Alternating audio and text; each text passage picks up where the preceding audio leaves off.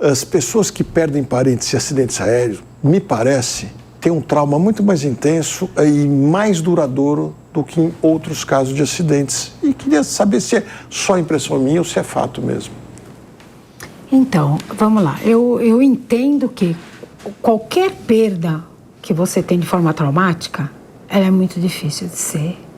Receber a notícia de alguém que se acabou de se despedir, que saiu para um dia normal de trabalho, meia hora depois você recebe uma ligação, olha, está morto. Quer dizer, o impacto disso em você, você fala, não, acabou de sair daqui, me despedi dele. Foi muito assim com meu marido, por exemplo. Então eu deixei ele no aeroporto. E ele estava muito acostumado a voar e tudo mais, ele chegava muito em cima da hora, já ponte aérea, ele já estava tão acostumado. Não deu 40 minutos, eu já sabia da morte dele. Então, como é que eu assimilei essa informação? Eu não assimilei, eu falei, não pode ser. Você nega, você... Não dá, porque você acabou de se despedir da pessoa. Ele foi para dar uma aula num congresso de cardiologia para voltar, era um dia de trabalho, ele ia e voltava. Sim, como todos nós temos. E aí você... dá 40 minutos, assim, tem aquela notícia ali com o nome dele, aquela coisa toda. É fato, você tem que digerir isso.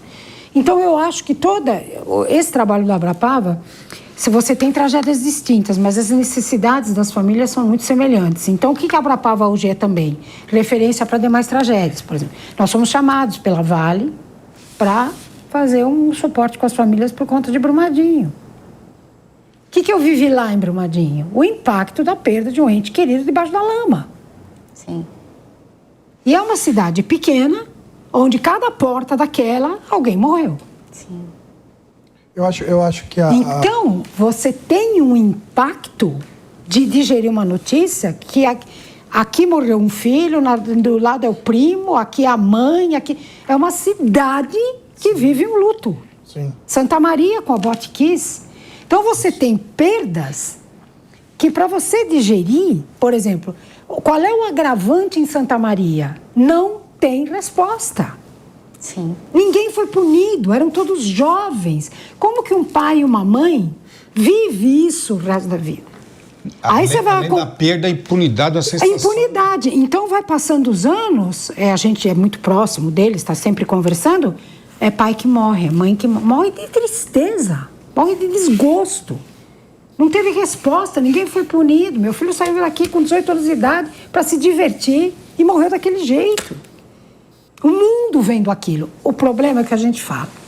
A morte traumática, ela é escancarada. Os profissionais em luto explicam muito isso. Por que ela é escancarada? Casos de repercussão, o mundo toma conta da tua vida. Você não consegue... Eu andava na rua com os meus filhos e todo, olha, é ela. Gente que eu nunca vi na vida. Tinha gente que chegava para mim e falava assim, você é Sandra? Nossa, porque olha, eu nunca vi. Porque a gente estava ali. O mundo escancarou a nossa dor. Então, eu acho que tudo que é traumático e de repercussão tem um peso, como a Abrapava, que acompanha todos esses casos de acidentes aéreos, que fala no dia, né? Avião, táxi aéreo cai, que nem esse de ontem, com todo respeito. Já falei, meus sentimentos, eu imagino aquele avô, os 2 netos, eu imagino essa família. Sim. Foi falado ontem. Uma semana ninguém mais fala, no caso. É uma coisa. Agora, esses de repercussão, você fica exposto, você quer sumir. E as pessoas, entendeu? Porque você precisa vivenciar o seu luto. Então, essa é a única diferença que eu acho na questão dos grandes casos e traumáticos. Mas, de um modo geral, toda perda te atinge profundamente e é o que eu tenho dito para todo mundo. Agora é parte da tua vida. Você tem um luto para sempre, esse luto é para sempre, e o que você aprende é a viver esse luto para continuar vivendo. Então, você vivencia esse luto, trabalha esse luto e segue sua vida. Mas agora é a tua história. Eu atendi uma vez uma senhora... E parabéns pelo belo trabalho, pela forma como você retomou, né, a sua vida, ajudando outras pessoas que passam pela mesma dor que você passou.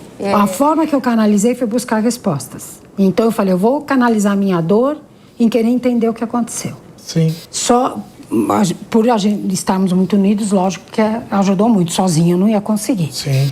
Tanto que hoje em dia todo mundo fala, porque a Abrapava falou, gente, eu não faço nada sozinha. A gente tem um mundo de parceiros, tem o Calazan, tem um monte de gente.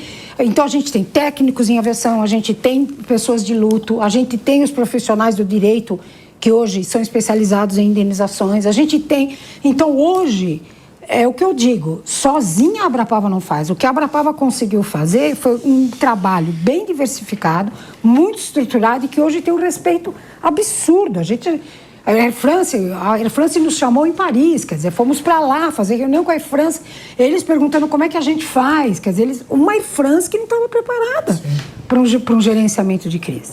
Fazer só uma partezinha. Claro. Eu acho que em relação ao que você está falando, eu entendi esse sentimento de que vamos falar assim, se carrega um pouco mais, se dá em virtude daquela pessoa que de repente pensa, pô, levei minha mãe para ir voar, se eu tivesse atrasado 2 minutos no farol, ela não embarcaria. Ela não embarca. Porque fica aquele estigma de que voar é perigoso. Por que eu não fui de carro? Por que eu fui de avião? Sabe aquelas coisas? Então eu acho que é isso. E aí a pessoa acaba às vezes se martirizando mais, o que não tem nada a ver uma coisa com a outra. Né? Leva uma culpa, Teve 2 pessoas, se eu não me engano, que não conseguiram embarcar neste dia, neste voo. Discutiram com o funcionário, que é comum, acha que o funcionário é que manda na aeronave, ele que fala pode entrar e sair, não é. Fica ali na linha de frente, né, na trincheira. Então aí você fica se perguntando, aí são os propósitos que a gente não vai ter, né, a resposta. Mas o meu marido mesmo teve pessoas que perderam o voo. Teve um que estava com um táxi e o trânsito horrível, demorando, e ele quase matando o taxista. Imagina, você não tinha um Waze, não tinha nada disso, né? Aí ele, acha outro caminho. Não, mas eu não tenho. A gente tem que aguardar. E ele perdeu o voo. E ele falou que ele ficou com remorso, ele queria achar esse motorista de todo jeito, que ele nasceu de novo. Sim. Ele perdeu o voo e ele nasceu de novo. Esse voo de 96, do acidente, um cliente meu, ele não conseguiu embarcar. Ele estava no aeroporto. Isso não tem explicação, gente. São umas coisas que... Eu atendi uma senhora que perdeu a filha jovem.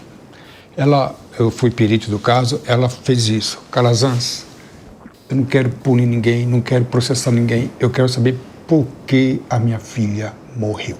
Ela quer então, a o que resposta. nós estamos fazendo aqui, que normalmente um acidente, no calor do acidente, ele é bem discutido. E ao passar, morre. Seria interessante que a imprensa em geral, até mesmo nós, pudéssemos dar uma explicação depois do relatório final. Sim. Porque muitas pessoas... Ter essa responsabilidade. Não é nem questão... muitas pessoas é como se fosse lavar a alma. Então ela quer ser consolada. E ela quer, como essa mãe, e muitos outros casos, né, que eu já trabalhei nisso. Então, seria interessante que, não no calor do acidente, mas ao longo do tempo, e principalmente do relatório final, nós pudéssemos, né, explicar os familiares, e não só os familiares, também a sociedade. porque a sociedade é usuário da aviação.